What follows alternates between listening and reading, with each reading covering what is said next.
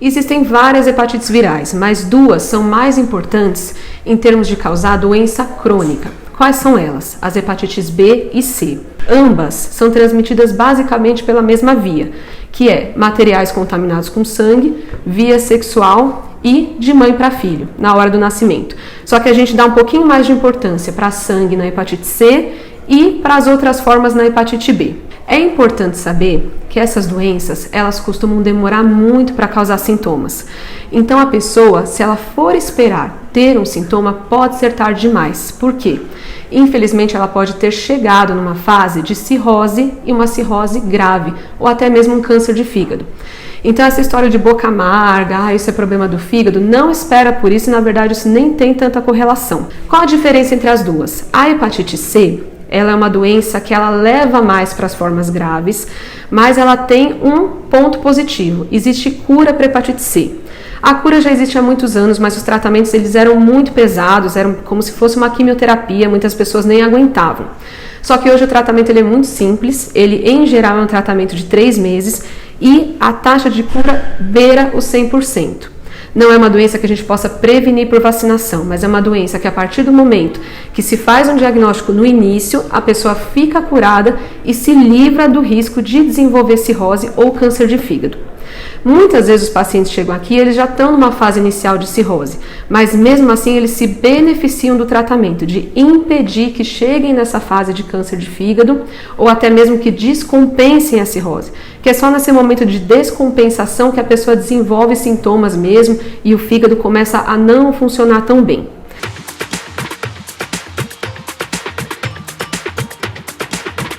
A dona Silvani é uma história bem interessante. Então é uma paciente que em 1978 ela recebeu uma transfusão de sangue. Nós não temos como ter certeza, mas existe uma grande chance de ter adquirido o vírus nesse momento, porque nessa época a doença não era nem reconhecida, o vírus nem tinha esse nome ainda, e as transfusões sanguíneas e todos os procedimentos médicos de saúde, eles não eram seguros como são hoje. A dona Silvani ela descobriu a doença através de um exame de rastreio, de um exame de rotina. Eu fui no posto de saúde para fazer uns exames, de sangue e descobri que eu tinha hepatite C. Aí fui encaminhada aqui para o posto da Vila Prudente para fazer o tratamento. Quando ela começou a tratar, em 2016, o fígado dela estava no grau 3 de fibrose e significa que ela estava muito perto de uma cirrose. Se ela não tivesse recebido o tratamento no ano que recebeu, que foi 2017, é bem provável que hoje ela já tivesse evoluído para a fase de cirrose.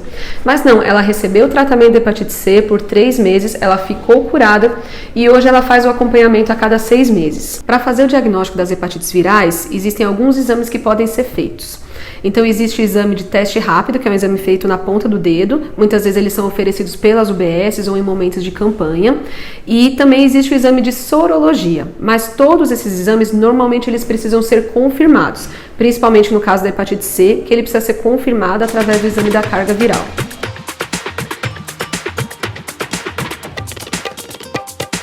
A adesão do paciente no tratamento das hepatites virais e o acompanhamento, tanto médico quanto farmacêutico, é muito importante e a gente pode destacar alguns motivos.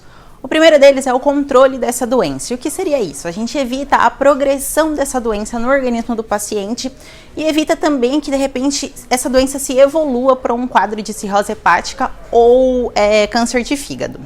Outro ponto importante é que a gente evita a transmissão desse vírus para outras pessoas.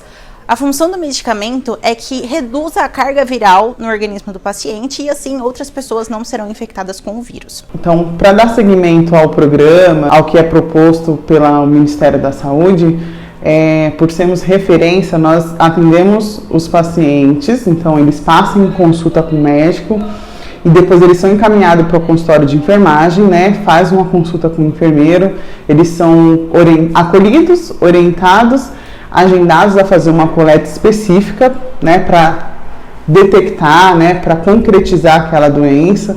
Então, essa coleta de sangue é uma coleta específica para ver a quantidade de vírus de hepatite. Quando o paciente ele faz a coleta, a gente precisa verificar se o exame ele deu detectado, priorizar o retorno dele. Se o paciente falta no retorno, falta na coleta, falta na consulta de primeira vez, nós realizamos a buscativa. A gente faz uma ação conjunta com o assistente social, por isso que eu falo que é uma equipe multi. A gente faz uma ação conjunta com o assistente social, solicitando apoio da UBS de território do paciente, né? Para a gente poder captar esse paciente que acabou se perdendo no meio do caminho. E como que o SUS contribui aí para todo esse tratamento, para todo esse processo? O SUS não só disponibiliza todo o tratamento, todos os medicamentos para esse paciente, para toda a população brasileira, como também garante todo o acompanhamento, toda a consulta farmacêutica. A gente faz consultas farmacêuticas com pacientes tanto da rede pública quanto da rede privada. Garante também todos os exames, todos os diagnósticos. A gente promove campanhas de prevenção para que a gente garanta um diagnóstico precoce.